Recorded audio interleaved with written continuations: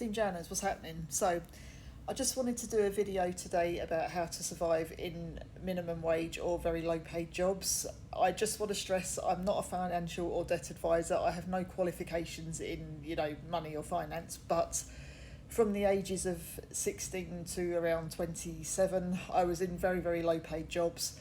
I managed to survive all that time and I was never in debt and I never had a credit card. So I do know what I'm talking about because, I did survive and managed to budget and, make sure everything was paid for.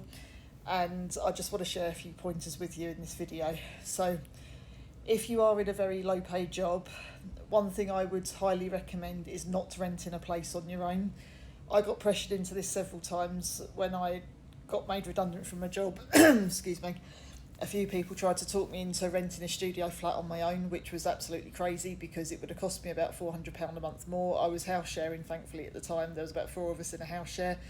I know it's not always ideal when living with other people can be scary, but when you're on a very low income, I think it is the best thing to do, because if you try renting a place on your own, all your money is going to get swallowed up and you will literally have nothing left, at all at the end of every month.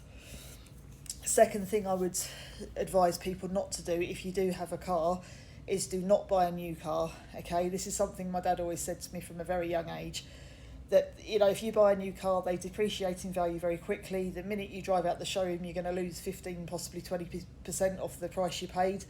You're never going to get back the money you paid for it. I've always had second-hand cars. I've never, even when I did start earning better money, I never bought a new car. I've always had one that's around sort of 2 or 3 years old. And, they've always lasted me well. I had a Nissan Micra that lasted me for sort of 17 years. I had no problems with it.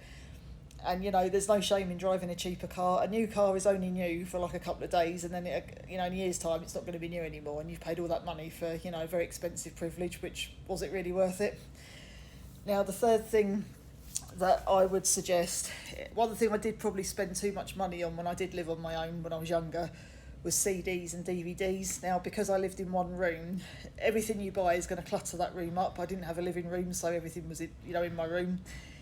And I probably did spend too much money on those things, and eventually it just cluttered my room up, and, I'd end up having to get rid of bags of stuff every time I moved. So only buy essentials, what you actually need. Everything you buy is going to be in your house. So if you are in a small room or a small house, then, just don't buy bulky things that are going to, cause you to have not a lot of space. The other thing that I would suggest is, I've always worn sort of cheapish clothes. I mean, when I say cheap, I shop in Primark, Tesco's, occasionally Next. I've never been into designer clothes. I've never really had any interest in them. I've always bought sort of cheap brands of clothes and makeup, and there's no shame in it, because half the time people aren't going to be able to tell the difference. If you buy an expensive blouse or pair of shoes, the only people that are going to know it's worth a lot of money is you. And most people from a distance, they're not going to tell. And I don't think buying expensive makeup is really a good idea, because you can get much cheaper brands that are going to do exactly the same job, and you're just kind of wasting your money for the name. And another point I would like to make is also, when you do food shopping, I used to get into this habit of doing a big weekly shop, and often food would get wasted. I've found it more beneficial to shop every sort of 2 to 3 days, just buy small amounts, like little and often.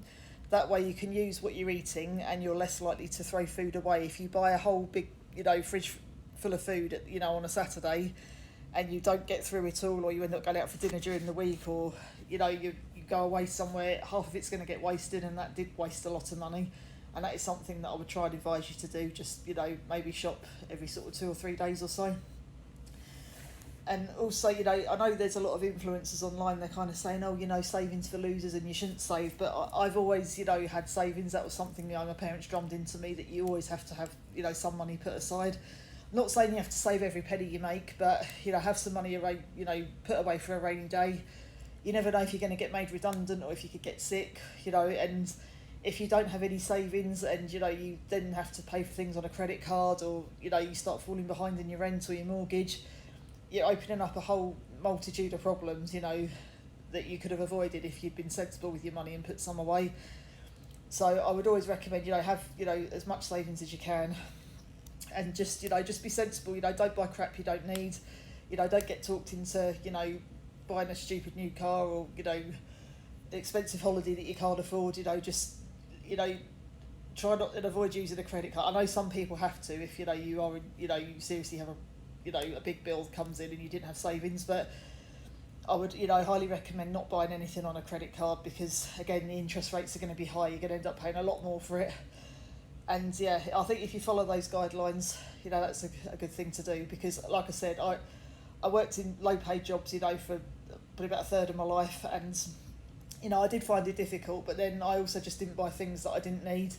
You know, if I couldn't afford something, I didn't buy it. You know, I never had flash clothes or flash trainers or, you know, a flash car. And, you know, I didn't really need those things anyway, but, you know, you just have to, you know, live to your means, as they say.